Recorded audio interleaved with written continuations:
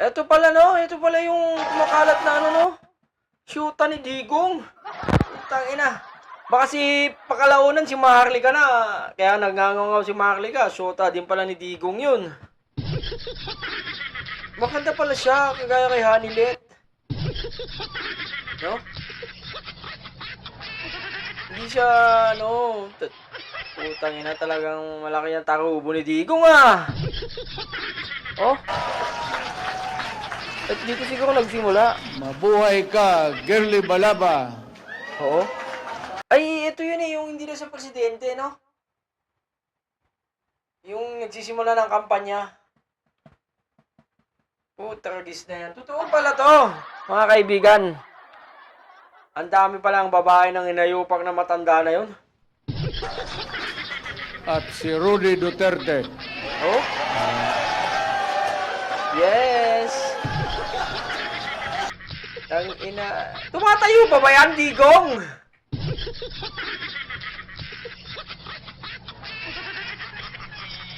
Tragis na yan.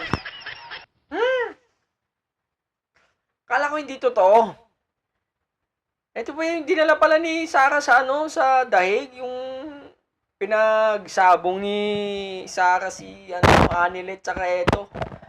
Kasi ayaw yata ni Hanilet kay Sarah eh.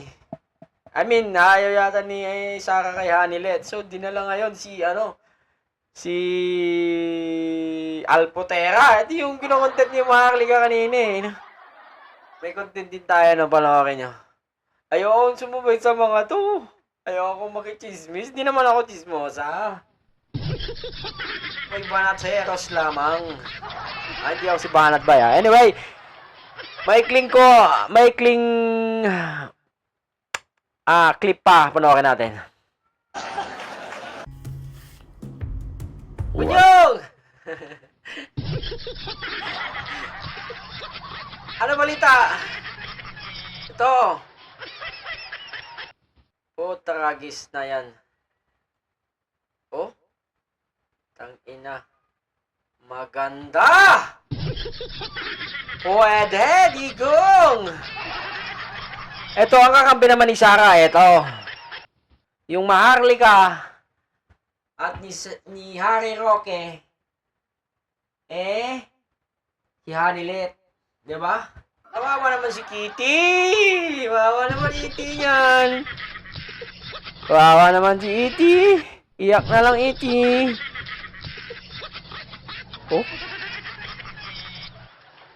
Tragis na yan, oh.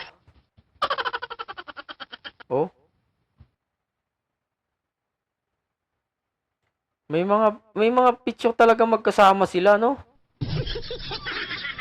So, di natin namamalayan mga kaibigan, mga minamahal ng presidente si Digong. Yung mga ibang babaeng umaaligid talaga sa kanya, talagang bata niya talaga. No?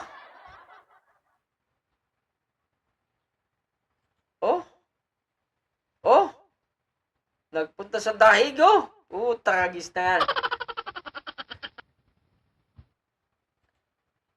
Ito yung dinala ni Sarah, sa dahig. Pwede, mother. Sabi nga ni Sarah, kumbaga hindi pinakasalan ni Digong kasi lahat sila girlfriends lamang. Wawa naman Iti. Wawa naman Iti yan. Iyak na lang. So, ito pa isa, magkasama sila ni Original. Putang ina mo, Digong. So, ito yun. Ito yung video na inaano niya.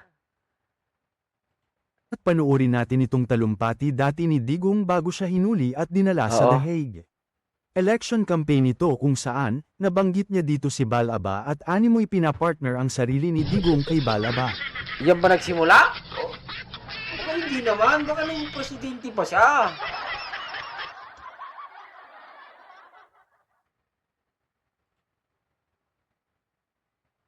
Tingnan nyo. Tangina, magkaya. Uy, nagpunta talaga sa dahig, Tangina, buti hindi nag-isa ni Kitty, pinagmumura ni Kitty. Ito dapat mumukhain Kitty, hindi si General Torre. Cagayan de Oro City. Cagayan de Oro. So ngayon, hindi po tayo titigil. Iuwi natin ang ating mahal na Pangulong, President Rodrigo Hindi, baka hindi mahal na Pangulo. Iuwi natin ang aking mahal. Mahal ko. Roa Duterte. Hindi tayo titigil hanggat hindi siya maiuwi sa Pilipinas. Kasi miss ko na ang tarubo ni Digong. Ipakita natin ang ating tatag at ang ating pagmamahal sa kanya at ang ating Biruin mo, hindi ang pagpunta ho sa dahig, hindi ho biro, hindi ho kaya ng isang councilor lamang, di ba? Kundi ini-sponsor Anthony Sara. pagkakaisa. Unless kung councilor ka, tas talagang mayamang ka.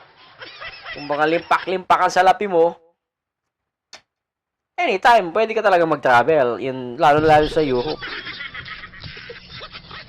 Para tuluyan na maibalik ang ating former President Rodrigo Roa Duterte. Tuluyan nang may balik ang aking lovers nang magtuloy-tuloy na ang aming pagmamahalan.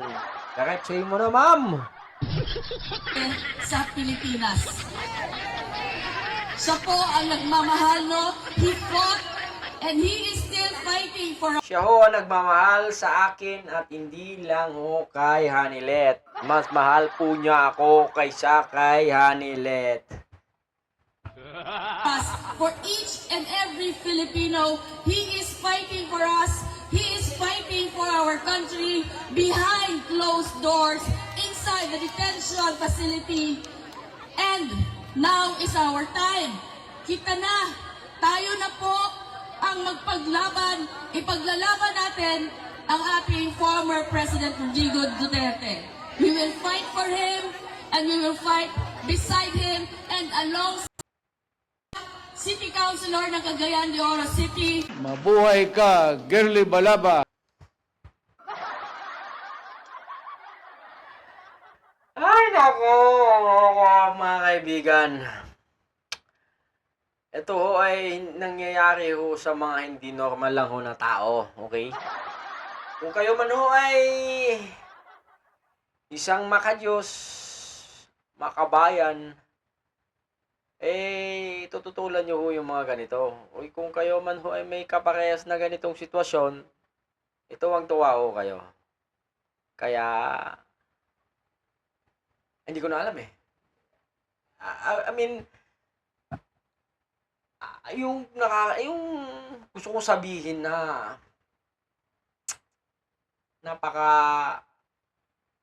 kumbaga nagsisisi ako ng 30 beses na naging presidente ko to, no? Biruin mo, wala naman nangyari sa Pilipinas eh. 'Di ba? Ganun lang, katatawanan lang, no? Walang kaseryosohan. Ang seryoso lang dun, pumatay, 'di ba? Kaya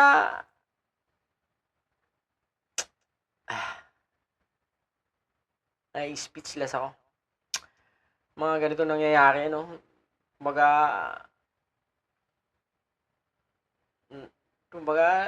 tayo noon, napapakahirap. Tapos mayroon kang mga leader na ganito, no? Pangit. Kung ikaw man ay, hindi ko naman sinasabing hindi marunong yung mga edukado, pero, ay mga non-educated, pero, nevertheless, wow. Tapos na eh. So, hindi na natin kailangan yun. Babayaan na lang natin. Hayaan na natin ang batas na umusig sa kanila. Hanggang sa muli, magandang araw.